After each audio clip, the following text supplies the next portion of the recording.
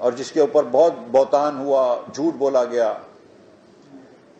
لیکن long term سودے کر رہے تھے. آج وہ L N G gas Pakistan کو بچا رہا ہے، لیکن جب کووڈ کے زمانے میں سستی ترین ایل این جی مل رہی تھی پھر بھی کسی نے وہ سودا نہیں کیا، اور جو ایل این جی گیس $4 میں مل رہی تھی کووڈ کے زمانے میں، آج وہ $40 میں بھی دستیاب نہیں ہے، جس کی وجہ سے پورے ملک میں اس وقت گیس کی شارٹیج ہے، اور ہم کو بجلی جو ہے وہ فرنس آئل سے بنانی پڑ رہی ہے، مہنگی ترین بجلی.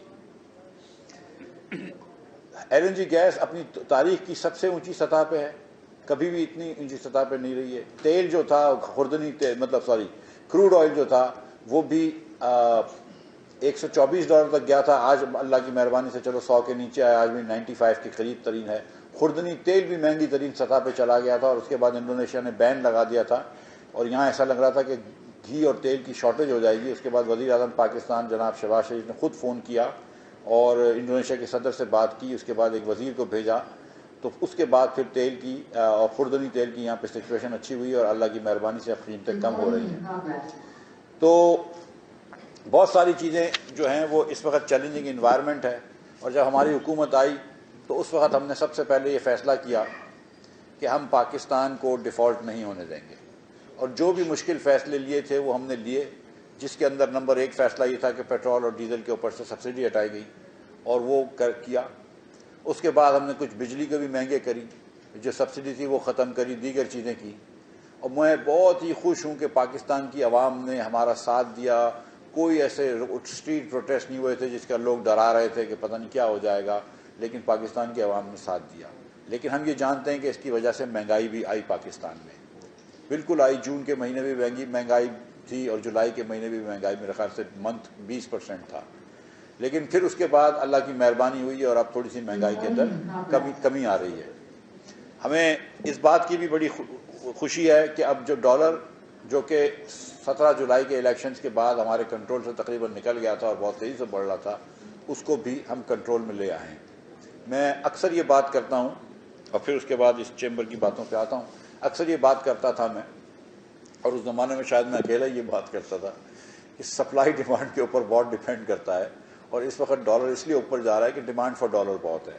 جب $80 بلین کا ہم امپورٹ کریں گے، جو ہم نے 2020 میں کیا، اور صرف 31 بلین کا اس کے سامنے ایکسپورٹ کریں گے، تو پاکستان میں ٹریڈ کا خسارہ $48 بلین اگر ہوگا، تو وہ ملک جو $48 بلین یا 15% آف GDP اپنا ٹریڈ کا خسارہ کرتا ہے، وہ ملک جو ہے وہ کامیاب نہیں ہو سکتا، معیشت اس کی کامیاب نہیں ہو سکتی. اور آپ دیکھ لیجئے پوری دنیا میں کہ 15% ٹریڈ ڈیفیسٹ کون ملک کرتا ہے. میرے خیال سے شاید پاکستان سے زیادہ پچھلے سال trade deficit as a percentage GDP کہیں نہیں ہوا ہوگا.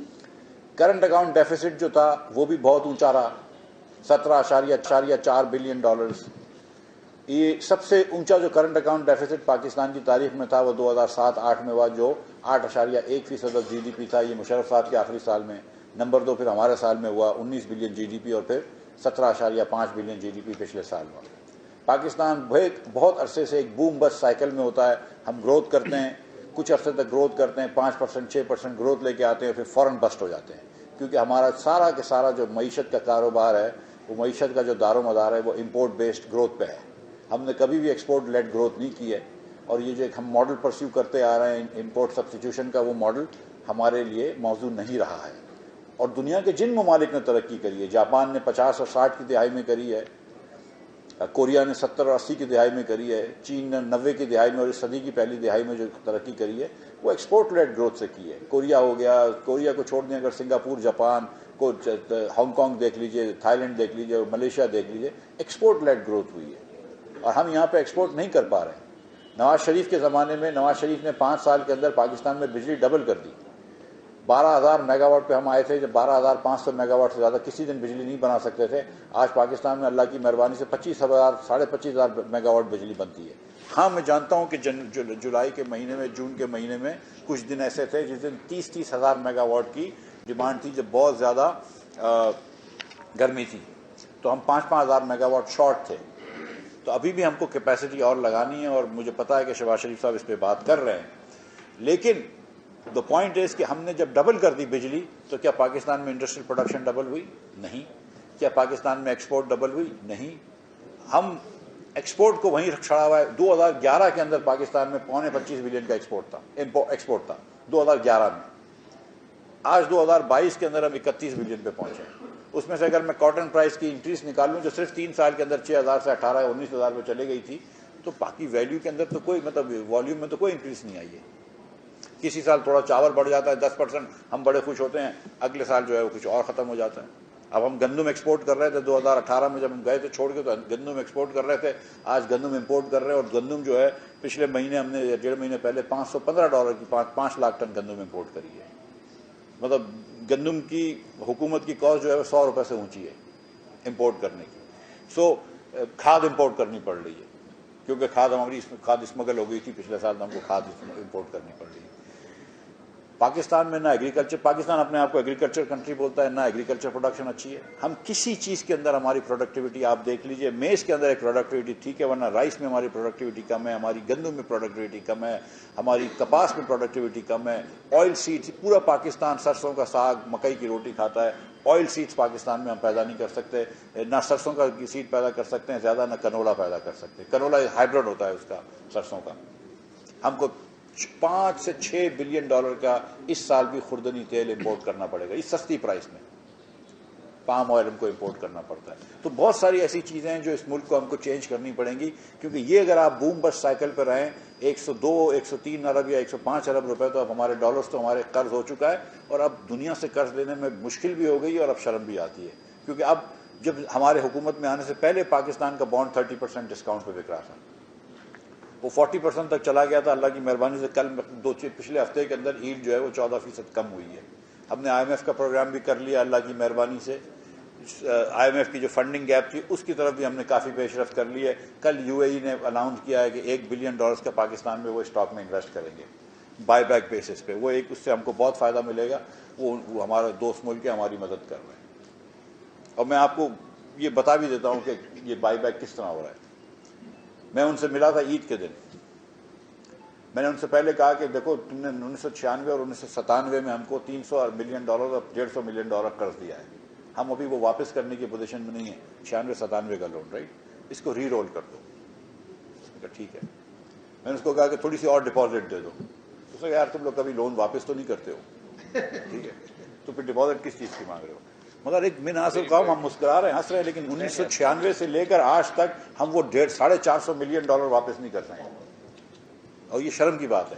اور $450 ملین سے زیادہ ہم ایک مہینے کی سبسڈیاں دیتے رہے ہیں. $450 ملین تو ہم کہاں خرچ کر دیتے ہیں. اس ملک کے اندر آپ دیکھ لیجئے کہ ہم نے کیسی کیسی چیزیں امپورٹ کی ہوئی ہیں. $450 ملین سے زیادہ مہینے کی گاڑیاں امپورٹ کر لیتے ہیں کبھی کبھی. 200-250 ملین کی تو ہر مہینے گاڑی امپورٹ کرتے ہیں نا. ہم $450 ملین کسی کا 1996 کا ادھار واپس نہیں کر پا رہے ہیں. پھر اس کے بعد آپ مجھ کو بھیجتے ہیں کہ جاؤ اس سے اور ادھار لے کر آؤ, تو شرم آتی ہے پھر. ٹھیک ہے, میں تو سچ بتا رہا ہوں, پھر شرم آتی ہے. اسی طرح سعودی عرب سے بھی یہ کرنا پڑتا ہے کہ آپ نے $2 بلین کا ڈپازٹ دیا, آپ یہ نہیں بات کر رہے کہ اپنی ڈپازٹ واپس ہم دے رہے ہیں آپ کو, آپ کہہ رہے ہیں مزید $1 بلین دے دو, آئل ہم کو ڈیفرڈ پیمنٹ پہ دے دو, فلاں ہم کو ڈیفرڈ پیمنٹ پہ دے دو, فلاں سے فون کروا دو, شہباز شریف سے فون کروا دو, آرمی چیف سے فون کروا دو. یہ کس طرح کا ملک چلا رہے ہیں. $80 بلین کا ہم نے امپورٹ کیا لاسٹ ایئر, $80 بلین کا, اور سامنے 30 بلین کی ایکسپورٹ کری, 31 بلین کی. کاش اگر یہ الٹا ہو جاتا, سمجھ لو کہ آج 80 بلین کی ایکسپورٹ کر رہے ہوتے اور 30 بلین کی امپورٹ کر رہے ہوتے, تو مجھے کسی ملک میں جانے کی ضرورت نہیں ہوتی اور یہ میٹنگ بڑی آسان ہو جاتی. لیکن اگر یہ نہیں ہو رہا ہے, اس وقت میں فل فور ایکسپورٹ نہیں بڑھا سکتا ہوں, اور میں ہر جگہ پہ جولی پھیلا ہی رہا ہوں, اور کر رہے ہیں, لیکن کم از کم تھوڑا سا تو اپنی چادر دیکھ کے پیر پھیلانا چاہیے. تو 2 چیزیں ہم کر رہے ہیں. لیکن میں آپ کو ایک بات بتاؤں, بجٹ ڈیفیسٹ جو ہوتا ہے نا, جو حکومت ڈیفیسٹ کرتی ہے وہ حکومت کی ڈس سیونگ ہوتی ہے. جب حکومت ڈس سیو کرتا ہے تو حکومت کو کہیں سے پیسے چاہیے ہوتے ہیں, یا ہم وہ پرائیویٹ سیکٹر سے لے سکتے ہیں, لیکن جو پرائیویٹ سیکٹر کی سیونگ ہے وہ پرائیویٹ سیکٹر کی انویسٹمنٹ کے برابر ہے. ان کے پاس پیسے نہیں ہیں ہم کو دینے کے لیے. ہم پیسے چھاپ کے لے تو مہنگائی ہو جاتی ہے, اس سے کوئی فرق نہیں پڑتا ہے.